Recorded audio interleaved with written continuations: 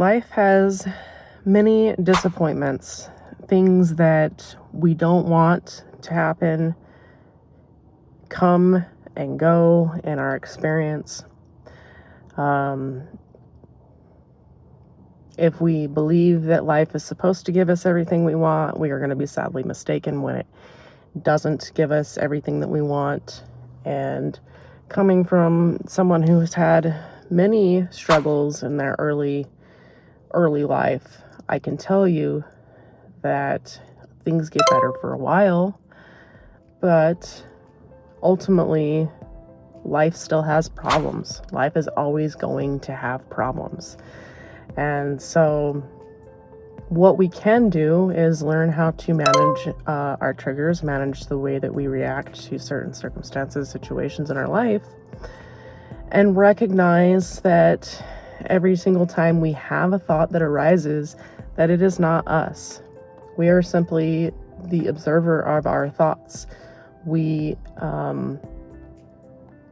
It's really quite simple if you think about it, that when we say we're the observer of our thoughts, what are we saying when we say that?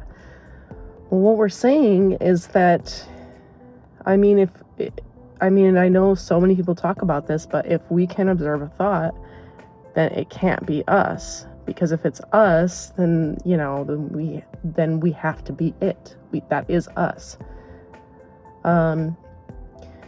Anyways, so there's one key factor in your journey that can help you stay in a high vibrational state and stay not identified with your ego, which is what I want to talk about today. And then a few other side notes. The one thing that keeps you stuck is complaining. Complaining is how the ego continues to feed. It likes to feed on the negativity in your life.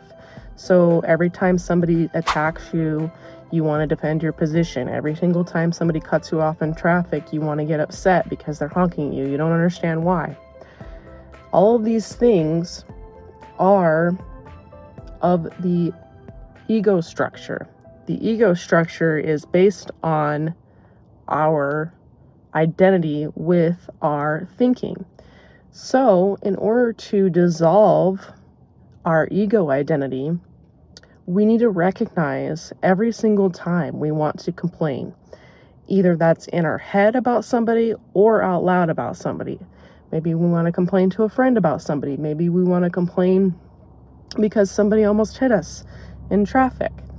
And maybe if we don't complain to somebody, we want to complain in our head about it. But the first step to an awakening is recognizing all of those complaining thoughts that you have and go, oh, wait a minute. I'm doing that again.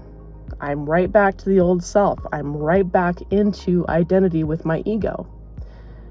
What this does is this is able to get you to snap out of it and bring you into a state of presence through observing your mind, observing your thoughts, observing how you're not that complaining entity that wants to sit and chatter in your mind about your life. And so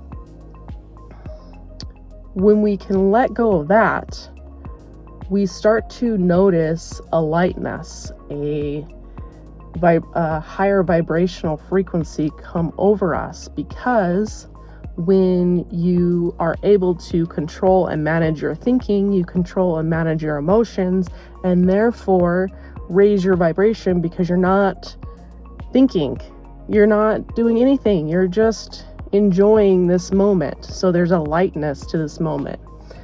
And you know what? I was going to go out, just on a side note, I was going to go out and walk on the trail, but it's really windy and cold, and I'm recording, and so I want you guys to be able to hear me, and I don't know even with this if you're going to be able to. So anyways, we're going to do this in the car. So getting to the next part of this is what I came up with last night, which is what I like to call the 3 B's. So the 3 B's, along with all of the negative thinking that we need to recognize, is the first one is our beliefs. What are your belief systems? Do you believe that you're your ego? Do you believe that you're your thoughts? Because if you believe that you're your thoughts, then there's no getting out of your ego. You are always going to be your mind, plain and simple. So you have to let go of that belief, first and foremost. And you have to not understand that it's true, but you have to know that it's true on a deeply spiritual level. And the best way that you can do this is through meditation. Now, I don't feel like, it's a tool to get you there. Is it necessary all the time? Not for everybody, but it's a good tool to get you there. Or you could even just sit in a quiet room and just, turn off all of your devices and just listen to your mind. So that's number one. Number two is your behaviors. Now, maybe you meditate for 20 hours a day or whatever, and then when you go out and you go into the world and somebody does something that you don't like, you let that cause a reaction within you, and you respond to that reaction rather than noticing, oh, I'm complaining again. Oh, I'm right back to the old self again. When what you should be doing is every time there is a trigger that arises is to recognize the trigger, take yourself deep into that trigger, and you will dissolve it. You will naturally start to let it go. And what you'll notice is that the more that you just start with little things, I'm just saying start with little things, and then when bigger things happen to you, you'll be able to manage them better.